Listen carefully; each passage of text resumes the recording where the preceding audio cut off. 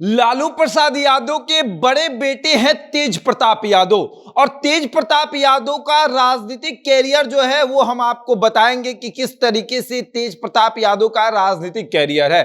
लगातार तेज प्रताप यादव ये प्रयास करते हैं कि लालू यादव उनको राजनीतिक विरासत दे दे, यानी कि जो लालू यादव का राजनीतिक विरासत है वो तेज प्रताप यादव को दे दे। लेकिन लालू यादव तेज प्रताप यादव को राजनीतिक विरासत क्यों नहीं देते हैं, इसके पीछे की कारण क्या है वो हम आपको बताएंगे और सब कुछ अच्छे से समझाएंगे कि तेज प्रताप यादव जो है वो सही से अभी राजनीति करना नहीं समझ पाए हैं। सब कुछ अच्छे से समझाएंगे, लेकिन उसके पहले नमस्कार, मेरा नाम शशांक पांडे है। आप जनता जंक्शन पर मुझे देख रहे हैं, कैमरे के पीछे विशाल खड़े हैं। और 2015 में महुआ विधानसभा, 2020 में हसनपुर विधानसभा और 2024 में सारण लोकसभा, ये है तेज प्रताप यादव का राजनीतिक विजन। तेज प्रताप यादव सोच रहे हैं कि 2015 में हम महुआ से विधायक बन गए, 2020 में हसनपुर से विधायक बन गए और अब 2024 में सारण लोकसभा से सांसद बन जाते हैं,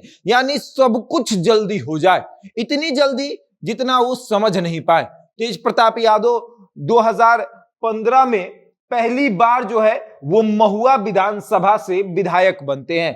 तेज प्रताप यादव राजनीति में कदम रखते हैं 2015 में, और दूसरी बार वो महुआ से चुनाव नहीं लड़ते हैं क्योंकि उनको एहसास होता है कि वो वहां से अगर चुनाव लड़ेंगे तो हार जाएंगे। तब वो जाते हैं हसनपुरा, हसनपुर से वो चुनाव लड़ते हैं और हसनपुर से चुनाव लड़ने के बाद जब वो जीत जाते हैं और 2023 आता है और 2023 में उनको एहसास होता है कि अब हसनपुर से भी हम चुनाव नहीं जीत पाएंगे, तब वो तैयारी करते हैं कि 2024 में सारण लोकसभा से हम चुनाव लड़ लेते हैं और सारण लोकसभा से चुनाव लड़कर सांसद बन जाएंगे। तो 5 साल जो है वो महुआ में बीत गया, 5 साल जो है वो हसनपुर में बीत गया, 5 साल जो है वो सारण में बीत जाएगा, यानी अलग अलग क्षेत्र में हम घूमते रह जाएंगे, हमारा राजनीतिक कैरियर ऐसे ही बनते रह जाएगा। तो ऐसे में अगर आप तेज प्रताप यादव को कहें कि अस्थायी नेता है तो इसमें कोई दोष नहीं, और यही कारण है कि लालू यादव ने अपने राजनीतिक विरासत में तेज प्रताप यादव को उतनी भागीदारी नहीं दी जितनी कि तेजस्वी यादव को दी। तेजस्वी यादव राघोपुर से विधायक बने 2015 में और उप मुख्यमंत्री बने, नेता प्रतिपक्ष बने। फिर 2020 में आप देखें तो वो राघोपुर से ही चुनाव लड़ते हैं और जीतते भी हैं, और फिर से उनका आगे का भी मकसद यही है कि वो राघोपुर से ही चुनाव लड़ेंगे। उनका विजन जो है वो साफ है कि वो राघोपुर को छोड़कर नहीं जाएंगे, लगातार राघोपुर से चुनाव लड़ते रहेंगे, लगातार जीतते रहेंगे। अगर लोकसभा की बात करें तो तेजस्वी कहीं नहीं कहते कि वो लोकसभा का चुनाव लड़ना चाहते हैं, क्योंकि उनको पता है कि हमको लोकसभा में जाकर कुछ नहीं करना है, हमको विधानसभा में रहना है और मुख्यमंत्री की कुर्सी पर बैठना है। लेकिन तेज प्रताप यादव का ऐसा कोई निर्णय नहीं है। तेज प्रताप यादव को है कि बस हर क्षेत्र में जाकर विधायक या सांसद बनते रहना है और बनते बनते ऐसे ही किसी तरीके से अपना दिन काट लेना है। महुआ से जीतने के बाद लगा कि अब महुआ का विकास होगा। हालांकि तेज प्रताप यादव का कहना है कि हमने मेडिकल कॉलेज वहां दिया जब स्वास्थ्य मंत्री थे,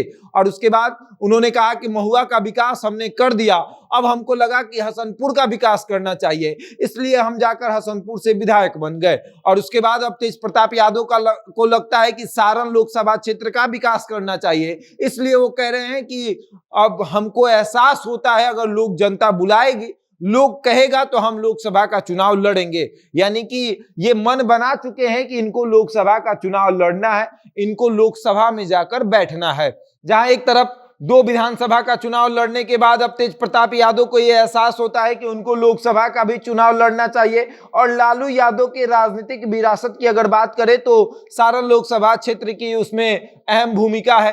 तो अब तेज प्रताप यादव को लगता है कि अगर सारण से हम चुनाव लड़कर जीत जाते हैं तो ऐसा होगा कि लालू यादव का राजनीतिक विरासत के कुछ हकदार तो हम हो जाएंगे, और इसीलिए लगातार छपरा में भी तेज प्रताप यादव जा रहे हैं और कल एक कार्यक्रम में पहुंचे हुए थे और एक तरीके से ये इशारा कर रहे थे कि अगर मौका मिले तो हम सारण लोकसभा से चुनाव लड़ेंगे।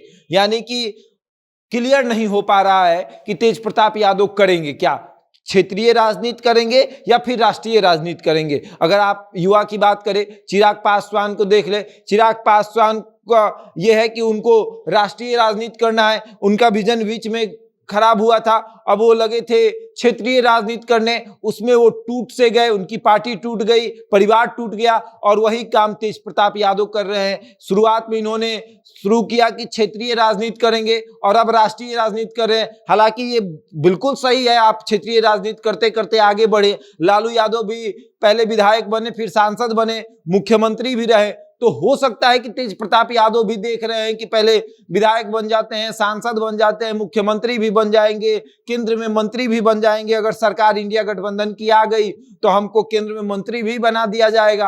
अब राज्य मंत्री से सीधे केंद्र मंत्री में चले जाएंगे तो हो सकता है कि इनका भी विकास हो जाए। लेकिन इस तरीके से राजनीति तेज प्रताप यादव कर रहे हैं। शायद लालू यादव को भी भरोसा नहीं है तेज प्रताप यादव के ऊपर, इसीलिए तो पार्टी की एक भी जिम्मेदारी जो है वो तेज प्रताप यादव को नहीं दी गई है। चाहे युवा राजद की बात कर ले, छात्र राजद की बात कर ले या फिर राजद की बात कर ले, एक भी जिम्मेदारी तेज प्रताप यादव को नहीं दी गई है। हालांकि तेजस्वी यादव को भी कोई जिम्मेदारी नहीं दी गई है, लेकिन तेजस्वी यादव के बारे में लालू यादव ने यह कह दिया था कि राष्ट्रीय अध्यक्ष मैं हूं, लेकिन पार्टी का सारा काम तेजस्वी यादव देखेंगे, सारा काम तेजस्वी यादव करेंगे। अगर पार्टी का नाम भी बदलना होगा तो तेजस्वी यादव के जिम्मे होगा। अब समझ लीजिए कि तेज प्रताप यादव कहां जा रहे हैं। पहले वो गए महुआ, महुआ से हसनपुर और हसनपुर से वो छपरा जाने की तैयारी कर रहे हैं, मतलब कि सारण लोकसभा जाने की तैयारी कर रहे हैं। अब आगे देखिए क्या होता है। क्या वाकई में 2024 में तेज प्रताप यादव सारण लोकसभा क्षेत्र से चुनाव लड़ेंगे? और लड़ेंगे तो क्या होगा? ऐसे अगर देखा जाए तो लोकसभा की अगर बात करें तो लालू परिवार से सिर्फ और सिर्फ लालू यादव ही लोकसभा का चुनाव जीत पाए हैं। राबड़ी देवी हार गई, मीसा भारती हार गई, और अब तेज प्रताप यादव क्या करेंगे? क्या वो चुनाव जीतेंगे या फिर वो भी मां और बहन की तरह चुनाव हार जाएंगे? बहरहाल इस खबर में इतना ही। बने रहे हमारे साथ और देखते रहें जनता जंक्शन।